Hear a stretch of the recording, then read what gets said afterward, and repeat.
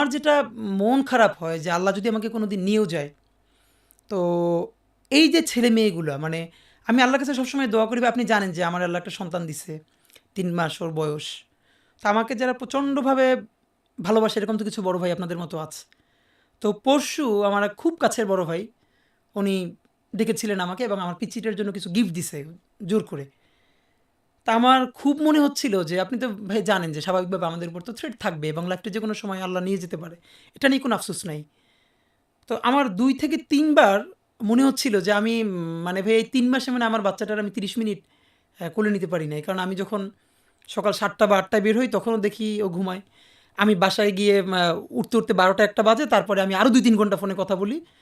তো ওই চুপ করে গিয়ে ৩টের দিকে হয়তো ঘুমাই। ৩ ঘন্টা হয়তো ৩টা থেকে এরকম চুপচাপ থাকি। তো ওই সময় আমার মনে হলো যে আমার বাচ্চাটা তো আমি ৩ মাসে ৩০ মিনিটও কোলে নিতে পারি নাই। তো আমার ওয়াইফ খুব মাঝে মধ্যে আরকি ওই মজা করে বাচ্চারে বলে যে, "ইনকিলাব মঞ্চের মুখপাত্র তোমার সাথে দেখা করতে আসছে।" তো যেটা ব্যাপার ভাইয়া, তো আমার এই ১ম মনে হলো কি যে আমি ভাইয়ারে বলি, "ভাইয়া আল্লাহ যদি আমাকে নিয়ে যায় আমার বাচ্চাটার দিকে একটু খেয়াল রাইখেন।" তো এই কথাটা আমি বলতে পারি নাই। আব্বার একটা মানে আপনি যদি বলেন যে আমার সারা জীবনের যেটুকুন সততা, সাহস, লড়াই, এটার দুনিয়ার সমস্ত শক্তি আমার আব্বা।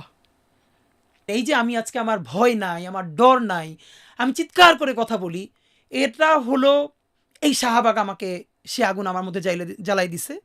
শাহবাগের রাত্তিরে আমি যখন ঘুরে, ঘুরে সব দেখি ফাঁসি চাই মিছিল, এবং তখন আমি কসম করছি আল্লাহ যদি আমার হায়াতে বাঁচায় এই শাহবাগে বসে আমি শাহবাগের বিচার চাইব। আল্লাহ সম্ভবত এই সময়টার সাক্ষী আমারে রাখবেন। এই জন্যই সম্ভবত যেকোনোভাবে মানে দেশে থেকে যাওয়া বা আরও আগে না যাওয়া। তখন আল্লাহর কাছে খুব যে নিজের পরিকল্পনার বাইরে তো আল্লাহর কিছু সিদ্ধান্ত থাকে যে না আমি অন্তত আমার জীবনে আমি জুলাই দেখে গেলাম। এবং ভাইয়া আমি ওই যে যখন আমার পাশে ওই ভাইটার লাশ দেখলাম, ঠিক সেই মুহূর্তে আমি ডিসিশন নিছি যে এই গুলিটা আমার গায়ে আসতে পারতো। আর আমার বাসা অফ দ্য রোডের একটু সামনে যখন ঠিক ক্লাস 9 এর একটা স্টুডেন্টের জানাজা আমি পড়ছি, ওকেও স্নাইপার থেকে অথবা হেলিকপ্টার থেকে গুলি করা হয়েছিল 9 এ পড়া। এই ২ টার পরে মোটামুটি যে জীবনটা আল্লাহ বোনাস দিছে, ভারতীয় আধিপত্যবাদ, বাংলাদেশের স্বাধীনতা, সার্বভৌমত্ব আর একটা ইনসাফের রাষ্ট্র কায়েমের জন্য এই বোনাস জীবনটা ইনশাআল্লাহ লড়াই করব। আর আল্লাহ হয়তো শহীদ করেন নাই, এই লড়াইটা তো কারো না করে জারি রাখতে হবে। সুতরাং নিশ্চয়ই। বাকি জীবনটা ইনশাআল্লাহ আমরা সেইভাবে মানে বোনাস লাইফ মনে করে আল্লাহ যে কয়দিন আমাদের দিয়ে এটুকুন সেবা নিতে চায় ততটুকু মানে এইটাই যে আসলে জুলাইটা বাংলাদেশে আমাদের জীবনে আল্লাহ দিবেন এটা তো ভাইয়া স্বপ্নের মতো। এবং আমার মনে আছে যে আমি তুমি কি এটাকে পরবর্তী প্রতিশোধ আকারে দেখো? যেমন ধরো তোমার জীবনের যে ট্রমার কথা বললা, 12-13-তে তোমার ইউনিভার্সিটি ক্যাম্পাস, পরিচিত জনরা, ছাত্রলীগ, বন্ধুরা যেই পরিবেশে তোমাকে ট্রমাটাইজ করেছে, মানে আদারিং করা, যে তুমি এই আমাদের কেউ না, তুমি আদার, তুমি মাদ্রাসা, তুমি হেফাজত, তুমি শিবির, তুমি দাড়ি টুপিওয়ালা একজন ভিন্ন কেউ, সেই জায়গা থেকেই মানে তুমি দেখো যে মানে একটা একটা ন্যাচারাল মানে জাস্টিস হয়েছে এখানে। যেটা হওয়া উচিত ছিল এটা হয় না। এটা আপনারা বললে আবার তো এমনিতেই তো বাংলাদেশে একটা নতুন শব্দ দাঁড়িয়েছে, ইংলিশ বললে তো একটু পশ লাগে, এই জন্য মব বলে আর কি। এখন কোনটা আন্দোলন আর কোনটা মব এটা তো বাংলাদেশের মানুষ ঠিক করে নাই। আর আগে পরে ইংলিশ না বললে এটা হয় না, যেমন এটা পডকাস্ট, এটা শুনতে ভালো লাগতেছে। তো এই জন্য ব্যাপার হলো, খেয়াল করেন, যেটা উচিত ছিল ভাইয়া সেটা হলো আওয়ামী লীগ বাংলাদেশের মানুষের সাথে যা করছে তাতে 5ই আগস্ট থেকে 8ই আগস্ট পর্যন্ত অন্তত মানুষের যেই রেশ, সব বাদ দেন, যাদের পরিবারকে গুম করছে, যার বাবা মা ভাই বোন, শুধু অতগুলো পরিবার যদি ন্যূনতম রিভেঞ্জ নিত তাইলে কমপক্ষে 10,000 আওয়ামী লীগ শুধু গণপিটুনিতে মরে যাওয়ার কথা। আমি ভাবি যে বাংলাদেশের মানুষ আসলে এই পেশেন্স, এবং তারা কিভাবে, আপনি দেখেন তো 5 থেকে 8ই আগস্ট বাংলাদেশে মানুষের আঘাতে কয়জন আওয়ামী লীগ মারা গেছে যাবে। একটা মানুষ আমি ন্যায়ের পক্ষে দাঁড়ানোর কারণে সে আমারে রাজাকারের বাচ্চা বলে গালি দিয়ে যাইতেছে, আমি তার কিছু বলতে পারতেছি না। আমার ভাইয়ের শক্তিটা কিরম, আপনি যদি আমার চেয়ে 3 গুণ বেশি শক্তি হন তা আপনি আমার 3টে ঘুষি দিলেন, তা আমি একটা তো দিতে পারবো। বাট এই যে ঘুষিটা আমি দিলাম এটা তো আমার দিতে হবে। আপনি আমার কত দূর দিবেন, 20টা দিলে আমি তো 2টা দিতে পারবো, বাট এই 2টা আমি দিব না কেন? বাট এই 2টার ধাক্কা এমন হইতে পারে আপনি মরতেও পারেন এটার কারণে। কিন্তু আমার যদি মানে মুসা আলাহিসাল্লাম মানে ইউসুফ আলাহিসাল্লাম যখন দৌড়েই যাচ্ছে, সে তো জানতো না সামনের দরজাটা খোলা থাকবে, কিন্তু তার কাজ ছিল ওই পর্যন্ত দৌড়ে যাওয়া, আল্লাহর কাজ ছিল দরজাটা খুলে দেওয়া। করে দেয়। তো আমার সাধ্যমতো আমি একটা কেন তারে দিব না, কিন্তু আমি এই জীবনে প্রথম যে আমাকে এইরকম অপমান করলো ইনসাফের ন্যায্য কথা বলার কারণে, আমি তার কিছু বলতে পারতেছি না। এবং আমার মনে আছে আমি রাস্তার পাশে কাঁদতেছি। এবং শাহবাগে যখন আন্দোলন চলে, আমি সেই ছেলে যে রাতের পর রাত শাহবাগে কাটাইছি সেই আন্দোলনের সময়, এবং আমি হেফাজতের রাতেও সাপ্লাই ছিলাম, এবং এটা আমি অনেক জায়গায় বলেছি। আপনি যদি বলেন যে এই পুরো আমি যে বাংলাদেশের শাহবাগিতা, শাহবাগ বিরোধিতা, এইটার ব্যাপারে যে আমি এত কথা বলি, এটা ইনজেক্টেড হয়েছে কোত্থেকে? এইটা হয়েছে শাহবাগ থেকে। শাহবাগে যখন এবং তোমার দেখলাম ব্যক্তিগত অভিজ্ঞতা, আমার তোমার অভিজ্ঞতা, personal কারণ experience। আমার আব্বা এক সময় বলল যে আমার আর বিশ্ববিদ্যালয়ে যেতে হবে না। তখন আমার সাথে আমার চেহারার প্রচুর বন্ধু বান্ধবকে শিবির বলে হল থেকে, তিনতলা ছাদ থেকে, মহসিন হল থেকে ফেলে দেওয়া হয়েছে, ডিপার্টমেন্টে মারা হইতেছে। আব্বা বললো ভার্সিটিতে যাওয়া লাগবে না। এবং আপনার কাছে বলি ভাইয়া, শাহবাগ থেকে আমার ডিপার্টমেন্ট যেহেতু সোশ্যাল সায়েন্স ফ্যাকাল্টি, একদম মসজিদের সাথে, আমাকে তো শাহবাগ হয়ে যেতে হতো। চারুকলার সামনে পাঞ্জাবি, টুপি, দাড়ি, বড় বড় দাঁত, রক্ত, সে রাক্ষস, এই ছবিগুলো আমি তাকাই দেখতাম যে এই ছবিটার সাথে আমার ছবিটা মেলে, আমার মাথায় টুপি আছে, আমার দাড়ি আছে, আমার বাবার ছবি মেলে। এবং যে কোনো সময় আমাকে শিবির বলে হামলা করে দিলে আমার তো কোনো বিচার নাই, বরং এটাই জায়েজ। একটা সময় পরে সেই দোয়েল চত্বর ঘুরে তারপরে ডিপার্টমেন্টে যেতাম। আপনি বুঝতে পারতেছেন যে কার্জন ঘুরে আমি ডিপার্টমেন্টে যেতাম। তো শাহবাগে যখন ভাই আমি রাতের পরে রাত, আজকে এই কথাটা আপনাকে পাবলিকলি বলি, আজকে আজপদ কোথাও বলি না, আপনাকেই মনে হয় তাহলে বলি। আব্দুল কাদের মোল্লা যেদিন ওনাকে ফাঁসি দেওয়া হয়, জামাত নেতা, আমি ভাই আবারও বলি, আমি কোনো দিন শিবির করি নাই। এইটা এখন আমি বলছি এই জন্য, শিবিরের দিনই আমি কোনোদিন বলি নাই, কারণ শিবির করি নাই এইটা বলে একটা খারাপ কথা। শিবির যে করবে তার করতে দেওয়া যাবে না কেন? গণতান্ত্রিক রাষ্ট্রে যে কারো অধিকার আছে যে কোনো রাজনীতি করার। তো আর এটা তো কোনো নিষিদ্ধ এর চেয়েও সংগঠন বড় না। প্রশ্ন হলো, আমার আসলে শিবির কোনোদিন করতে হয় নাই। এর মানে আমি শিবির না করেই অনেক বড় বড় ভাই বন্ধুদেরকে চিনতাম, তারা আমার বিভিন্ন অ্যাক্টিভিজমের কারণে, আপনি জানেন ভাই, যে হয়তো জানেন যে আমি ওই ছোটোবেলা থেকে যখন আমি 780 পড়ি, তখনও জাতীয় পর্যায়ে সেই জেলাতে, ঝালকাঠি জেলা, তারপরে বরিশাল, তারপরে ঢাকা এসে আমি কবিতায়, বক্তৃতায়, বিতর্কে আমি জাতীয় পর্যায়ে অনেকবার ফার্স্ট হয়েছি, মানে স্বর্ণপদক পাইছি। তো বিভিন্ন কারণেই তারা আমাকে ভালোবাসতেন। তা আমার শিবিরটা আসলে করা লাগে নাই, এমনিতেই আমার সবার সাথে ভালো সম্পর্ক ছিল, আমাকে পছন্দ করতো। কিন্তু আজকে আমি যেটা বলি, আব্দুল কাদের মোল্লা ওনাই যখন ওনাকে ফাঁসি দেওয়া হয়, আমি কোনোদিন আব্দুল কাদের মোল্লাকে ফিজিক্যালি দেখি নাই। শিবির বা জামাতের কোনো বড় নেতার সাথে আমার কোনোদিন ওঠা বসা বা সামনে দেখারও কোনো কারণ নাই, কারণ আমি তো শিবিরের কোনো প্রোগ্রামে যাই নাই। ওনার মৃত্যুটা নিয়ে আপনার নিশ্চয় মনে আছে, ওনার যেদিন ফাঁসি হওয়ার কথা সেদিন হয় নাই। হ্যাঁ, সম্ভবত যে রিভিউ করবে করবে এর একদিন পরে সম্ভবত ফাঁসি দেওয়া। তখন পুরো জিনিসটা, ঘটনাটা সব মানে লাইভে টিভিতে দেখাচ্ছিল, যে ব্যারিস্টার আব্দুর রাজ্জাক ওনারা চিফ জাস্টিসের বাসার সামনে ফাইল নিয়ে দাঁড়াই আছেন রিভিউ করার জন্য, জেলের সামনে। আমি, আমার পুরো পরিবার, আমি আমার বোনের বাসায় থাকতাম। তো আমার বোন, ওরা পলিটিক্যালি কনসাস।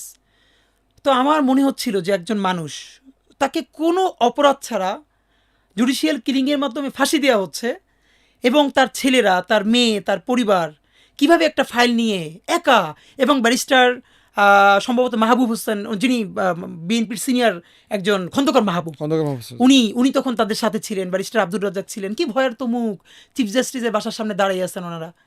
তো পরের দিন ওনাকে যখন ফাঁসি দেওয়া হলো, এবং পরে জানলাম ওনার ঢাকার বাসায়ও হামলা করা হলো, এবং ওনার বাচ্চাদেরকেও সেটা দেখতে দেওয়া হলো না। আমি জানি না ভাইয়া কী হয়েছে আমি আমার বাসায় গড়াগড়ি করে চিৎকার করে কাঁদতেছিলাম। আমি কোনোদিন আব্দুল কাদের মোল্লাকে দেখি নাই, যে আমাদের কোনো বড় নেতা তো দূরের কথা, শিবিরের কোনো বড় মানুষের সাথে আমার কোনোদিন আলাপ হয় নাই। শুধু আমার ডিপার্টমেন্টে যারা করতো তাদের সাথে আমি চিৎকার করে গড়াগড়ি করে কাঁদতেছিলাম। আমার মনে হইতেছিল যে আমার অতি পরিচিত একজন মানুষ, যে মাজলুম, তারে আমাদের সামনে বসে, এইখানে আমার বাসার পাশে কোর্ট, আমার বাসা রামপুরা, এই এখান থেকে এত কাছে, তারে ফাঁসি দেওয়া হইলো কোটি কোটি মানুষের সামনে, আমরা দেখতেছি, কিন্তু কেউ কিছু বলতে পারতেছে না। আমি এটা নিতে না পারি, আমার মনে আছে আমি গড়াগড়ি করে শব্দ করে কাঁদতেছিলাম। কিন্তু ভয়াবহ অভিজ্ঞতা হলো, আমার বোনও তখন কাঁদতেছিল, কিন্তু সে এসে আমার মুখ চেপে ধরছে। আমার বোন মুখ চেপে ধরে আমার বলতেছে, সেও কাঁদতেছে নীরবে, যে জোরে চিৎকার করে কাঁদা যাবে না, কারণ আমার বাসার পাশের ফ্ল্যাটে যদি কেউ চিৎকার করে কান্না শোনে, তারা বুঝে ফেলবে যে এই বাসায় মনে হয় শিবিরের কেউ আছে, তখন আমাদের বাসা ছাড়তে হবে, অথবা এই বাসায় আমরা থাকতে পারবো না। আপনি ভাবেন যে মানে ভয়ের সংস্কৃতিটা তখন সমাজের মানে কোন লেভেলে চলে গেছে, যে আমি চিৎকার করে কাঁদতে, আমি তারা চিনি না, এবং আমার বন্ধু বান্ধব সবাই, এবং আমার মনে আছে আমার 2টা ফ্রেন্ড, ওরা এখন বিসিএস ক্যাডার, ওরা আমার কান্না শুনে পরের দিন আমার বাসায় আসছে। আমার আওয়ামী লীগ তুলে কান্নার শব্দ নিয়ন্ত্রণ করেছে। হ্যাঁ, আপনি তো জানেন ভাইয়া, যে মানুষের একজন যদি ফাঁসির আসামি হয়, তারও কিন্তু কবর করার অধিকার আছে। মানে তার আপনি যখন ফাঁসি দিয়ে দিচ্ছেন, আপনি তো তার শেষ তো, কবর, রাষ্ট্রের কাজ শেষ। তার বাবা, তার মা হ্যাঁ, সব তাকে সব কবরস্থ সব করবে। শেষ। একটা পরিবার, কাদের মোল্লার পরিবার পর্যন্ত, আরো এরা কবরটা পর্যন্ত করতে এগুলো পারে না, নাগরিক জানাজা অধিকার তো। পর্যন্ত দেওয়া হয় না গুমের মানুষের, আপনি কবরটা পর্যন্ত, আপনি কবরের অধিকার কাইরা নিচ্ছেন। আপনি যদি বলেন এই যে আমি আজকে আমার ভয় নাই, আমার ডর নাই, আমি চিৎকার করে কথা বলি, এটা হলো এই শাহবাগ আমাকে, সে আগুন আমার মধ্যে জ্বালাই দিছে। শাহবাগের রাত্রিরে আমি যখন ঘুরে ঘুরে সব দেখি ফাঁসি চাই মিছিল, এবং তখন আমি কসম করছি আল্লাহ যদি আমার হায়াতে বাঁচায়, এই শাহবাগে বসে আমি শাহবাগের বিচার চাইব। এটা আজকে আমি আপনাকে প্রথম বললাম যে আমি শাহবাগে বসে সিদ্ধান্ত নিছি, যখন আমি দেখতেছি যে এখানে 3 স্তরের নিরাপত্তা, এখানে বিরিয়ানি কাচ্ছে, আমার ডিপার্টমেন্টের ফ্রেন্ডরা যারা ছাত্রলীগে পোস্টেড, আনন্দ, তো ফুর্তি, ওরা কনসার্ট প্রচুর সব কেক, চলতেছে। বিস্কিট এগুলো ওখান থেকে ওদের রুমে নিয়ে আসতো। তো তখন বলতো যে মানে ওদের রুমে গেলে প্রচুর বিস্কিট কেক এগুলো পাওয়া যায়, তোরা বলতো যে রুম থেকে নিয়ে আসিস, সবাই খেত, এত আনন্দ, এরকম করে ফাঁসির নাটক। তো আমার মনে আছে যে আমি শাহবাগের সে আন্দোলনের সময়টা রাতের পর রাত যখন কাটাইছি দেখছি, তো তখন আমি মনে মনে একা একা একটা সিদ্ধান্ত নিয়েছি যে আল্লাহ যদি বাঁচায় আর আমার হাতটা রাখে, এই শাহবাগের বিচার শাহবাগে বসে আমি চাইবো। এখন কি তুমি এটা ফিল করতেছো যে ইনকিলাব মঞ্চের মাধ্যমে তুমি যে বিচার চাইতেছো সেটা ওইরকম একটা তোমার ভাই দোয়া, আপনি একটা তো, আকাঙ্ক্ষা, এবং দেখেন আকাঙ্ক্ষা কবুল মানে হচ্ছে? ইনকিলাব মঞ্চ এত ছোট একটা প্ল্যাটফর্ম হওয়ার পরও আজকে বাংলাদেশে এত মানুষের শত্রু কেন? এত মানুষের শত্রু এটা হলো আনন্দ যে বাংলাদেশের শাহবাগিতা, স্বাধীনতা সার্বভৌমত্বকে, রাষ্ট্রকে ভেঙে একটা যে প্যারালাল রাষ্ট্র তারা গড়ে তুলছিল, এইটাকে কিন্তু এই আন্দোলনের পরেও কেউ অ্যাড্রেস করে নাই। আমরাই প্রথম এটুকুন দায়িত্ব নিয়ে বলতে পারি যে শাহবাগের বিচার চাই বা শাহবাগিতার বিচার চাই, এইটা আমরা বড় করে বারবার বলেছি। এবং মানে তুমি কি এটাকে জুলাই গণ অভ্যুত্থানের এন্টিথিস হিসেবে দেখো? অবশ্যই, মানে নিশ্চয়ই এটা তো অ্যান্টিথিসিস। আপনি যেভাবে মানুষকে ফাঁসি দিয়ে মানে দিয়েছেন, ভারতীয় আমি আধিপত্যবাদের আপনাকে বিরুদ্ধে। আবারও বলি, শাহবাগ হয়েছে বিধায় শাপলা হয়েছে। এই শাপলা গণহত্যার মধ্য দিয়ে হাসিনা সে কনফিডেন্ট হয়েছে যে মানুষকে মেরে, গুম করে, খুন করে, রক্ত ফজরের সময় ধুয়ে দিয়ে তারপরেও ক্ষমতায় থাকা যায়, তাতে কোনো কিচ্ছু হয় না। বিশেষ করে তারা যদি ইসলাম প্রিয় জনগোষ্ঠী তার হয়, তার কোনো কথাই নেই। গরিব মানুষ, মসজিদ মাদ্রাসা থেকে আসছে, প্রান্তিক। তো এরপর তো এই শাপলার বিচার আমরা সবাই মিলে করতে না পারার কারণে তারপর সে বাংলাদেশের প্রত্যেকটা গণহত্যা স্মুথলি চালাই গেছে। তো আমি তো খুব ভাবি যে এই মানুষের যে ক্ষোভ, তারা তো সেটারই শুধু রাস্তায় নেমে এসেছে। এখন ইনকিলাবকে তুমি কোথায় দেখতে চাও? ইনকিলাব সংগঠন আকারে, এটার কাঠামো, এটার আমাদের ক্যাম্পেইন? ভাইয়া, আমি মূলত যেটা আমরা আসলে, আপনি জানেন যে চীনে আলটিমেটলি ওদের বিপ্লবটা যে কালচারাল রিভলিউশন ওরা বলে, কিন্তু আমাদের বাংলাদেশে কালচার বলতে গান, নাটক, সিনেমা, সাংস্কৃতিক অনুষ্ঠান, মানে এগুলোকেই বোঝানো হয়। কিন্তু কালচার তো মানুষের মন ও মগজে, যে হোয়াট উই আর। এখানে বাংলাদেশে একটা ভাই মজার ব্যাপার, বিনোদন, আমার মনে হ্যাঁ, হয় যে বিনোদন, বাংলাদেশে বিনোদন। কালচারকে বিনোদন আকারে দেখে। বাংলাদেশে একটা বিনোদন যেটা হচ্ছে এন্টারটেইনমেন্ট, হ্যাঁ, কালচার সিভিলাইজেশন, মানে বিনোদন না। সিভিলাইজেশন আর কালচারকে, যেমন আপনি বাংলাদেশের সংস্কৃতি বললে অনেকে বলবে কি আমাদের ৭১ আছে, ৫২ আছে, ৪৭ আছে, জুলাই আছে, এটা তো হোয়াট উই হ্যাভ, এটা তো সিভিলাইজেশন। আর কালচার হচ্ছে হোয়াট উই আর। আমি যে ভাত খাই, আমি যে নামাজ পড়ি, বা আমি গির্জায় যাই, মন্দিরে যাই, এটা তো আমাদের কালচার। আমি পাঞ্জাবি পড়ি, বা সব কিছু নিয়ে আমরা যা করি।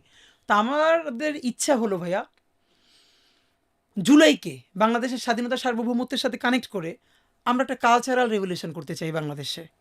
সেটা কি? সেটা হলো মানুষের তুমি মননে যদি আরো মগজে। পরিষ্কার করে দাও যে এই টেবিলটা এখানে আছে, এটা অন্যায়, এই টেবিলটা এখানে থাকা উচিত না, এটা এরকম হওয়া উচিত, সেটা কি? মানে তুমি এটা একটা ভিজুয়ালাইজ করো আর একটা কি। জায়গায় বলেছি যে একটা ইনসাফের রাষ্ট্র ন্যূনতম, যে ইনসাফের রাষ্ট্রে একজন মানুষ থানায় জিডি করতে গেলে আগে বলা লাগতো আমি আওয়ামী লীগের অমুকের পরিচিত, এখন বলা লাগবে হয়তো আমি বিএনপির বা জামাতের অমুকের পরিচিত। এই কোনো ধরনের এসব প্রশ্ন ছাড়া শুধু আমি বাংলাদেশ রাষ্ট্রের নাগরিক, এই কারণে আমার সাথে এই জুলুমটা হয়েছে, আমার মামলাটা বা জিডিটা হওয়া উচিত।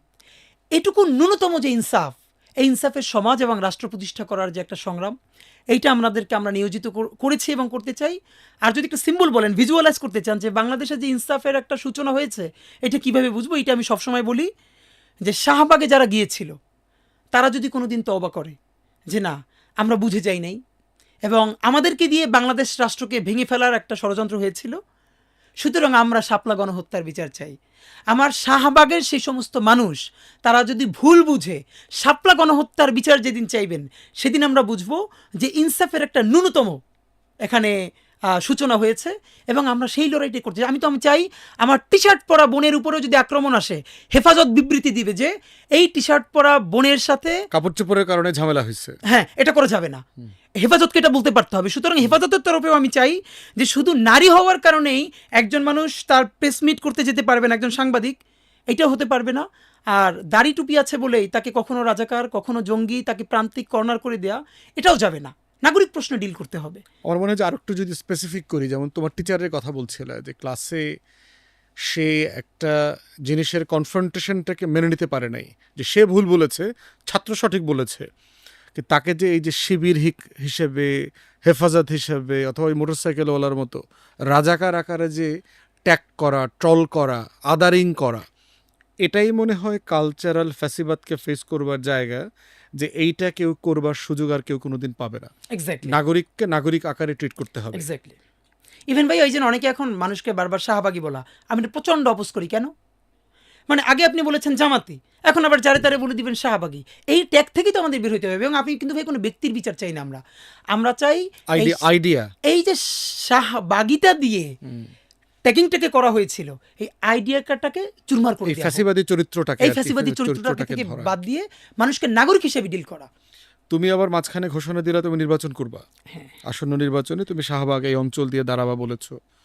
তো তোমার এই এতক্ষণের আলোচনা যেটা বুঝতে পারছি, যে তুমি একটা জুলাই স্পিরিটকে ধারণ করে একটা ক্যাম্পেইন করছো, kind of its life long mission, যে এটাকে তুমি মানে এটা হ্যাপেন করতে হবে আর কি। তো সেই জায়গা থেকে আবার যদি তোমার কনসেন্ট্রেশনকে যদি ডাইভার্ট করো পলিটিক্সে, সেখানে তোমার ইনকিলাব মঞ্চ, জুলাই 36-এর স্পিরিট, এগুলো কি আসলে কম্প্রোমাইজড হয়ে যাবে কিনা? আচ্ছা, এটা ভাই আমি আপনাকে একটু বলি।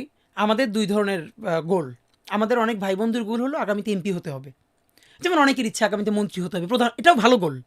এখন আমার গোলটা আমি ভাই আমার পলিটিক্সটা, আমার লাইফটা, আমার গোলটা আমি খুব ক্লিয়ার, এটা খুব বিস্তৃত না। আমার ক্লিয়ারটা হচ্ছে আমি চাই যে আমার লড়াইটা একটা ইনসাফের রাষ্ট্র প্রতিষ্ঠার, ইনসাফের ন্যূনতম একটা সমাজ প্রতিষ্ঠার, এবং সেই সংগ্রামটা একটা দীর্ঘ সংগ্রাম। ওই ইনসাফের সংগ্রামটা করতে গিয়া যদি আমার কোনো দিন প্রধানমন্ত্রী হওয়া লাগে, সেটুকুন হিম্মত মানসিকতা আমার আছে। যদি মন্ত্রী হওয়া লাগে, যদি এমপি হওয়া লাগে, ওকে। যদি কিছুই না হওয়া লাগে, সারা জীবন যদি রাস্তা পড়ে থাকা লাগে, এর মানে এমপি হওয়া, মন্ত্রী হওয়া অথবা কিছুই না হওয়া, এগুলো হলো একটা আমার ওই কাজের অংশ, মানে এটার একটা জাস্ট পার্ট। ওই কাজটাকে পৌঁছানোর জন্য, মানে এমপি হওয়াটা গোল না, গোল আমার ওই ইনসাফের রাষ্ট্রের আন্দোলনটা। কিন্তু ইন প্রিন্সিপাল তোমার সাথে একমত হইলেও তুমি এটা ফিল করো কিনা, যেমন ধরো যারা জীবনে একমুখীভাবে একটা মিশনে লেগে থাকে, তাদের সফল হওয়ার সম্ভাবনা যত বেশি থাকে, যদি তুমি অনেকগুলো বিষয় একসাথে হইতে চাও, ন্যায্য হইলেও, যৌক্তিক হইলেও, সেখানে কি তোমার জুলাই 36-এর মিশনটা কম্প্রোমাইজড হয়ে যাবে কিনা? আচ্ছা ভাই, এইটা একটু ব্যাপার কি, এটা আমি আমাদেরকে যারা পছন্দ করে অনেককে জিজ্ঞেস করেছি যে আসলে, তো এইটা দুইটা ব্যাপার। একটা, ওনারা অনেকে মনে করে যে আমাদের মতো যারা, এদের পার্লামেন্টে একটা ভয়েস থাকা দরকার, এটাও সত্য। আবার আমরা যেই লড়াইটা করতেছি, আমাদের একটা ক্রাইসিস কি, আমাদের লড়াইটা আর কেউ প্যারালালি করতেছে না। সেক্ষেত্রে আমরা এই লড়াইটা যদি একটুখানিও সরে যাই আমরা, বা একটুখানি আমরা দম নেওয়ার চেষ্টা করি, তাহলে ওই আন্দোলনটা ক্ষতিগ্রস্ত হয়। সেক্ষেত্রে আমাদের এখন সিদ্ধান্ত হলো, আমরা রাজনীতিটাকে তো কালচারের খুব গুরুত্বপূর্ণ অংশ মনে করি, এটা কালচারের বাইরে কিছু না। আমাদের ইলেকশন করা, এবং আমি আপনাদেরকে অথবা কোনো প্রোগ্রামে বলেছি ভাই যে ইলেকশনটা করতে চাই পুরাতন ধারার রাজনীতিবিদদের জন্য, রাজনীতিটাকে কঠিন করে ফেলার জন্য। এবং সেখানে আমি খুব স্পেসিফিকলি কিছু বলেছি, আমরা কীভাবে পলিটিক্সটা করতে চাই, কীভাবে ইলেকশনটা করতে চাই। এমপি হওয়াটা ইম্পর্টেন্ট না, ইলেকশনটা করা। এবং আমাদেরকে কেন্দ্র করে আরও অনেক তরুণ, তারা যদি এই আইডিয়া ফলো করে পলিটিক্সে আসে, এইটা হলো আমাদের কাজ। এমপি আগামী 50 বছর পরে হতে পারি, নাও হতে পারি। আমার এই বয়সটা তো এখনই নট নেসেসারিলি এমপি হওয়ার বয়স। এটা একটা কাউন্টার আর্গুমেন্ট তোমাকে দেই বাইরের এক্সপিরিয়েন্স থেকে। যেমন ধরো বাংলাদেশে যারা 71-কে প্রাতিষ্ঠানিক রূপ দেবার চেষ্টা করেছে, ধরো মুক্তিযুদ্ধ জাদুঘর যে মানুষটা বানিয়েছে, সরকারি মানুষ না, কিন্তু এটা ব্যক্তিগত উদ্যোগে শুরু হয়েছে, কিন্তু পার্সোনাল ভিশন, স্বপ্ন, এটার পিছনে লেগে থাকা, উপকরণ সংগ্রহ করা, এই যে ঘুরে ঘুরে ঘুরে ঘুরে মাল মশলা কালেক্ট করা, একটা ছোট্ট নিজের বাসার ডাইনিং রুমে, ড্রয়িং রুমে এই জিনিসগুলো সাজায় রাখা, এই যে ছোট ছোট করে কাজগুলো শুরু করা। ইভেন দ্বিতীয় বিশ্বযুদ্ধের সময় আমরা যেটা হলোকস্টের ক্যাম্পেইনটা যেটা দেখেছি, কিছু মানুষ কিন্তু দিন রাত এটা নিয়ে পড়েছিল, রাজনীতি করে নাই, শুধু উপাদান সংগ্রহ করেছে, বই লিখিয়েছে, সিনেমা বানিয়েছে, গল্প লিখিয়েছে। অ্যানা ফ্রাঙ্কের ডায়েরি দেখো, হুম হুম হুম। একটা ছোট্ট 7-8-এ পড়া একটা মেয়ে জানলা থেকে তার সেই অস্ট্রিয়ার স্ট্রিট থেকে হিটলারের বাহিনীর যা দেখেছে, সেই অ্যানা ফ্রাঙ্কের ডায়েরি অ্যানিমেশন হয়েছে, 15-16টা ভাষায় ট্রান্সলেশন হয়েছে, মুভি হয়েছে, ড্রামা হয়েছে, চিলড্রেন ভার্সন হয়েছে। মানে আমি আমি চাচ্ছিলাম, অথবা আমি মানে অনেকেই চায় তোমাদের কাছ থেকে, যে তোমরা পলিটিক্সকে ধরো কালচারের জায়গা থেকে ইনফ্লুয়েন্স করা, যে পলিটিক্যাল পার্টিকে অথবা লোকাল ক্যান্ডিডেটকে বাধ্য করা, যে আমার ধরেন শাহবাগে 20,000 ভোট আছে, তরুণদের ভোট আছে, বিশ্ববিদ্যালয় থেকে শুরু করে বিশাল ভোট এখানে। এই ভোটটা যাবে যদি আপনি আপনার ম্যানিফেস্টোতে এগুলো এগুলো এগুলো ইনপুট করেন। তো এই জায়গা থেকে তোমার ক্যাম্পেইন করাটা একটা জিনিস, আর একটা হচ্ছে পলিটিক্সকে কিন্তু তুমি আবার নতুন শত্রু বানাচ্ছ। হুম। কারণ এমনও হইতে পারে তোমাকে এখন যারা পছন্দ করে তারাও তোমার হস্টাইল হয়ে যাবে, হ্যাঁ হ্যাঁ, কারণ তুমি তার পাওয়ার নামক যে ক্ষমতাটা, যে এটাকে কেকটা চ্যালেঞ্জ আছে, করছি। এই কেকটার আবার তুমি একটা অংশীদার হইতে চাও। তো সেই জায়গাতে ইনকিলাব মঞ্চ তোমরা যেটা উদ্দেশ্য করে করছো, মানে আমার ভাবনা হচ্ছে ওইটা কম্প্রোমাইজ হয়ে যাচ্ছে কিনা। তো মানে আমাদের ঢাকা বিশ্ববিদ্যালয়ের সদস্য সচিব জুমা, এরকম আমাদের শান্তা, বা বাংলাদেশে তো আমরা যেরকম মারমার কাটকাট পলিটিক্যাল প্রোগ্রাম করি, স্থেটিক প্রোগ্রামে মেয়েদের পার্টিসিপেশন থাকে, কিন্তু আমাদের মেয়েরা আপনি খেয়াল করেন যে আমরা যেই মিছিলে 1 ঘন্টা হাঁটি, সেই 1 ঘন্টা ওরা হাঁটে। মানে এটা না যে ওরা ওই টাইমটা একটু রিক্সায় যায়। তা আমার যেটা মন খারাপ হয় যে আল্লাহ যদি আমাকে কোনো দিন নিয়েও যায়, তো এই যে ছেলে মেয়েগুলো, মানে আমি আল্লাহর কাছে সবসময় দোয়া করি, বা আপনি জানেন যে আমার আল্লাহ একটা সন্তান দিছে, 3 মাস ওর বয়স। তা আমাকে যারা প্রচণ্ডভাবে ভালোবাসে, এরকম তো কিছু বড় ভাই আপনাদের মতো আছে। তো পরশু আমার এক খুব কাছের বড় ভাই, উনি ডেকেছিলেন আমাকে এবং আমার পিচ্চিটার জন্য কিছু গিফট দিছে জোর করে। তা আমার খুব মনে হচ্ছিল যে আপনি তো ভাই জানেন যে স্বাভাবিকভাবে আমাদের উপর তো থ্রেট থাকবে এবং লাইফটা যে কোনো সময় আল্লাহ নিয়ে যেতে পারে, এটা নিয়ে কোনো আফসোস নাই। তো আমার 2 থেকে 3 বার মনে হচ্ছিল যে আমি মানে ভাই এই 3 মাসে মানে আমার বাচ্চাটার আমি 30 মিনিট কোলে নিতে পারি নাই, কারণ আমি যখন সকাল 7টা বা 8টায় বের হই তখনও দেখি ও ঘুমায়। আমি বাসায় গিয়ে উঠতে উঠতে 12টা 1টা বাজে, তারপরে আমি আরও 2-3 ঘন্টা ফোনে কথা বলি। তো ওই চুপ করে গিয়ে 3টের দিকে হয়তো ঘুমাই, 3 ঘন্টা হয়তো 3টা থেকে এরকম চুপচাপ থাকি। তো ওই সময় আমার মনে হলো যে আমার বাচ্চাটা তো আমি 3 মাসে 30 মিনিটও কোলে নিতে পারি নাই। তো আমার ওয়াইফ খুব মাঝে মধ্যে আর কি ওই মজা করে বাচ্চারে বলে যে ইনকিলাব মঞ্চের মুখপাত্র তোমার সাথে দেখা করতে আসছে। তো যেটা ব্যাপার ভাইয়া, তো আমার এই প্রথম মনে হলো কি যে আমি ভাইয়ারে বলি, ভাইয়া আল্লাহ যদি আমাকে নিয়ে যায়, আমার বাচ্চাটার দিকে একটু খেয়াল রাখেন। তো এই কথাটা আমি বলতে পারি নাই। আব্বার একটা, মানে আপনি যদি বলেন যে আমার সারা জীবনের যেটুকুন সততা, সাহস, লড়াই, এটার দুনিয়ার সমস্ত শক্তি আমার আব্বা। এবং আব্বা যখন ইন্তেকাল করে তখন আমি ঢাকা ভার্সিটি ভাই আমরা পড়ি, আমরা 3 ভাই বোন তখনও পড়াশোনার মধ্যে। উনি ভাইস প্রিন্সিপাল ছিলেন এবং প্রচণ্ড সমাজ সচেতন একজন সংগ্রামী মানুষ ছিলেন। আমরা আমাদের বন্ধুদেরকে বলি যে আমার আব্বার, এই যে ভাই আমি স্লোগান দিই অনেকে পছন্দ করে, আহ, এর থেকে দুর্দান্ত স্লোগান আব্বা দিতেন। এবং তার বৃদ্ধ বয়সে যখন তিনি মারা যান, তখনও তার যে তুমুল তেজ, তিনি মসজিদের খুতবায় যখন দ্বিতীয় খুতবা পড়তেন, আমার খুব মনে আছে যে মানুষ তো আর আরবি বোঝে না, কিন্তু যখন তিনি বলছেন যে আল্লাহুম্মা আইজিল ইসলাম ওয়াল মুসলিমিন, প্রচণ্ড দরদ, মানুষ কাঁপত। তো আব্বা, উনি বুঝতে পারছিলেন যে উনি চলে যাবেন, তো তার প্রচণ্ড কষ্ট হচ্ছিল যে আমাদের ভাই বোনদের পড়াশোনা শেষ করাই যেতে পারলো না। তো উনি চাচ্ছিলেন ওনার 2-1 পছন্দের মানুষকে অন্তত একটু বলা যে ওদের দিকে একটু খেয়াল রাখেন, কিন্তু একবারও আব্বা বলেন নাই। তো শুধু আবার বলতেন যে না, আমার আল্লাহই দেখবে ওদেরকে।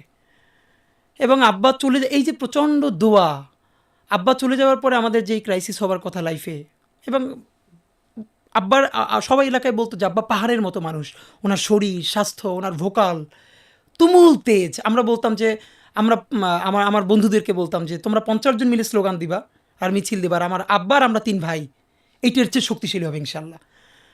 তো মানে তোমার তোমার তোমার আজকে তুমি হয়ে ওঠার পিছনের যে গল্প, এটা কি তোমার বাবাকে ঘিরে, সব তাই না? আব্বা সব, মানে এবং ভাই এই যে আমরা যতটুকুন পলিটিক্যাল কনসাসনেস, আসলে পরিবার এত আর তুমি তো গুরুত্বপূর্ণ আসলে ছাত্র রাজনীতি করো নাই, কোনো পার্টিকুলার দল না, কি পার্টিকুলার করেছো? কোনো দল কোনোদিন কোনো করি রাজনৈতিক নাই। দল কখনো না, করো নাই, কিন্তু আমাদের বাসায় ভাইয়া একটা ব্যাপার যে আমার কিন্তু আব্বা, তুমি মাদ্রাসায় পড়েছো। হ্যাঁ, আমি আমার আব্বা মাদ্রাসার ভাইস প্রিন্সিপাল।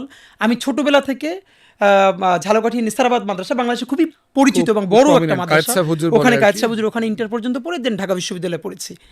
তো আমার মনে আছে যে আমরা যখন আমি প্রতিষ্ঠানে যাওয়া শুরু করি নাই, তখন আমাদের বাসায় প্রচণ্ড পলিটিক্যাল গল্প হইতো এবং আব্বা মানে সারা ছোট দিনের সমাজ সমস্ত গল্প রাজনৈতিক শেষে সচেতনতার অংশ। প্রচণ্ড। এবং আমার বোনরা ভাইয়া, আমার মার সম্বন্ধে আজকে না বললে না, যে সে তো পর্দানসীন একজন নারী। আমার মা এখন যে পরিমাণ পড়াশোনা করে তার এই বৃদ্ধ বয়সে, একদম সিরিয়াস টেক্সট আমার বাসায় পলিটিক্যাল সায়েন্সের বই থেকে শুরু করে আমরা সব ভাই বোন মিলেও এখন এত পড়ি না বা সুযোগ পাই না। সে মানে এইটা হলো মায়ের জায়গা থেকে। এবং তুমি যে এই যে কবিতা লেখো, গান লেখো, তুমি জুলাই নিয়ে তো একটা গান লিখছো, হ্যাঁ, লাল জুলাই গানটা এবং অস্ট্রেলিয়া থেকে এটা রাহাত শান্তনু ভাই, এবং আপনি জানেন ভাই এখন এটাকে নিয়ে পর্যন্ত, তোমাকে আবার কিছু স্ক্যান্ডালাইজ করানোর চেষ্টা করা হ্যাঁ, হয়েছে, এটা নিয়ে একটু বলো। ভাই এই গানটা আসলে এটা আরো কয়েক জায়গায় বলেছি, আজকেও বলা, যে এই আন্দোলনটা যখন তুঙ্গে, তখন রাহাত শান্তনু ভাই জনতার কবিয়াল, উনি তো দীর্ঘদিন ধরে উনি বিএনপি পন্থী একজন, মানে বাংলাদেশ জাতীয়তাবাদী পন্থী মূলত। উনি শহীদ জিয়াকে নিয়ে গান করেছেন, অনেক তুমুল গান করেছেন, অনেক ভালো ভালো গান করেছেন। ওনাকে জামাত শিবিরের ট্যাগ দেওয়ার চেষ্টা করা হয়েছে। হ্যাঁ, এভাবে ওনাকে করা হয়েছে। তো ওনার সাথে ভাই আমার গত 3 বছর ধরে একটা পরিচয়। ফ্যাসিবাদ বিরোধী একটা দীর্ঘ কবিতা রজস্রাবের রাষ্ট্র, এটা আমি 3 বছর আগে লিখছিলাম বিএনপির একটা বড় সমাবেশে গিয়ে। আপনার মনে আছে নিশ্চয়ই, ওটা ওই যে মানিকনগরের রাস্তার পাশে গোলাপবাগ, এখানে বিরাট একটা সমাবেশ হয়েছিল, বিশাল নাটক হইল মনে আছে? যে তো 22শে ডিসেম্বর যে হবে কি হবে না, হবে কি হবে না, দিবে কি দিবে না, আগের দিন পরে ওই যে এবং ভাইয়ের তো রাস্তা বন্ধ। তো আমি যে কোনো ভাবে ওই আন্দোলনে যাবই ওই মিছিলে। আওয়ামী লীগের নেতারা হ্যাঁ, তখন ট্রল করলো যে গরুরহাটে পাঠাই দিছে। আমার ওয়াইফ ভাইয়া তখন মানে মির্জা সে ফখরুল কোনোভাবে সাহেবকে সে আর কি গ্রেফতার আমাকে অন্য কেউ বাসা থেকে ছাড়বে না, আমি যাবই। তখন সে বলে ঠিক আছে আমিও যাবো। এবং আমার মনে আছে আমরা রামপুরা থেকে সেই গোলাপবাগ পর্যন্ত দুজনে হেঁটে গেছি সেই সমাবেশে। পুলিশ প্রচুর প্রচুর বারবার ব্লকেট ধরতেছিল। দিয়েছে। তো আমার সাথে আমার ওয়াইফ গেছে, কারণ যে অন্তত যদি ধরে তাহলে অ্যাটলিস্ট যে কোনো একটা সাথে একজন মহিলা আছে। সেই গোলাপবাগ সমাবেশে আমরা দুজনে গেছি। তো গিয়া লক্ষ লক্ষ মানুষ, কিন্তু আমার শুধু মনে হচ্ছে এত লক্ষ মানুষ কিন্তু কোনো ভয়েস নাই, এই মানুষগুলোকে আবার বাড়ি ফিরে যেতে হবে। এবং আমি জানতাম আমার উপজেলা থেকে এখানে অনেক সমাবেশ এসেছিল, তারা এই সমাবেশে আসার কারণে বাড়িতে তাদের দোকানটা বন্ধ হয়ে গেছে, মানে মিথ্যা মামলার শিকার হয়েছে। তখন ওই সমাবেশ থেকে ফিরে সন্ধ্যার পরে আমার মনে আছে ভাই, আমি রজস্রাবের রাষ্ট্র নামে একটা দীর্ঘ কবিতা লিখি। তো রাহাত শান্তনু ভাইকে, ওনাকে পেজে আমি এই কবিতাটা পাঠাই। এবং এই প্রথম লিখে তুমি ফেসবুকে অথবা কোথাও শেয়ার করো নাই? না, করি নাই। এমনিতেই তো আমি প্রকাশ্যে যেভাবে বলতাম, প্রচুর থ্রেড ছিল, সারাদিন বাসার সবাই চিন্তা করতো। এরপর আমি ওনাকে পাঠাই যে ভাইয়া আপনাকে, কারণ ওনার অ্যাক্টিভিজমটা ছিল এই আওয়ামী লীগের বিরুদ্ধে এবং বাংলাদেশ পন্থার পক্ষে। তো উনি দুদিন পরে দেখি এটা কবিতাটা পড়ে আমাকে সরাসরি ফোন দিয়ে বলল যে আমি জীবনে অন্য কারো কবিতা কোনোদিন আবৃত্তি করিনি, আমি নিজেই লিখি, নিজে গাই বা নিজে পড়ি, কিন্তু আমি এই কবিতাটা পড়ব। উনি এত আলোড়িত হলেন। এবং কবিতাটা পড়ে উনি আমার ফোন দিয়ে বললেন যে আমি যদি কোনো দিন বাংলাদেশে ফিরে আসতে পারি, কোনো দিন যদি দেশ বদলায়, তখন তোমার এসে আমি জড়াই ধরবো যে এইসব ছোট বাচ্চাদের মধ্যেও আল্লাহ এইসব চিন্তা দেয় যেটা আমি চিন্তাও করতে পারি না। উনি অনেক মানে খুব ইমোশনাল হলেন। তো আমাদের মুশকিলটা কি ভাইয়া, এই সরকারের, এই রাষ্ট্রের, না হয় তাদের আরও অনেক বন্ধু আছে, স্টেক হোল্ডার আছে, কিন্তু আমরা আর রাষ্ট্র পাবো কই, আমরা আর জুলাই পাবো কই? আমি আপনাকে ভাই আবারও বলি, আওয়ামী লীগ নিষিদ্ধের দাবিতে আমরা ইনকিলাব মঞ্চ থেকে সারা বাংলাদেশের প্রত্যেকটা বিভাগে জনসংযোগের জন্য গেছিলাম লিফলেট নিয়ে, হাজার হাজার মানুষের সাথে হেঁটে হেঁটে অনেক জেলায় গেছি, বিভাগে গেছি। তখন প্রত্যেকটা বিভাগে আমরা শহীদদের কবর জিয়ারত করেছি এবং তাদের বাড়িতে গেছি। এমন অগণিত শহীদ পরিবার আছে যার পরিবারের একমাত্র আর্নিং পার্সন ওই লোকটা, ওই ছেলেটা বা ওই মানে তার বাবা। বিশ্বাস করেন এমন আছে যেমন তার কবরটা যে কবরস্থানে করা হয়েছে, সিটি কর্পোরেশন বা পৌরসভা থেকে এখন পর্যন্ত একটা নাম ফলকও দেওয়া হয় নাই, তার বাসায় বাজার নাই। তো মানে আমরা একটা ডকুমেন্টেশন করতে পারলাম না। জুলাই ফাউন্ডেশন থেকে মানুষ কোটি কোটি টাকা দিতে চাইছে, আমরা সেই টাকাটা কাজে লাগাইতে পারলাম না। কোনো নাগরিক উদ্যোগও নিতে দেওয়া হলো না, রাষ্ট্রও তাদের দায়ভার নিল না। আপনার কি মনে হয়, আমি একটা কথা বলেছি, এটা শেষের দিকে বলি, 1757-তে আমরা ভুল করার কারণে আমাদের পূর্বপুরুষ, আমরা 200 বছর গোলামি করছি, শুধু গোলামি করি নাই, 1857-তে সিপাহী বিপ্লবে আমাদের পূর্বপুরুষদেরকে লাশ ঝুলাইয়া ফাঁসি দেওয়া হয়েছে তাদেরকে জগন্নাথ বিশ্ববিদ্যালয়ের সামনে।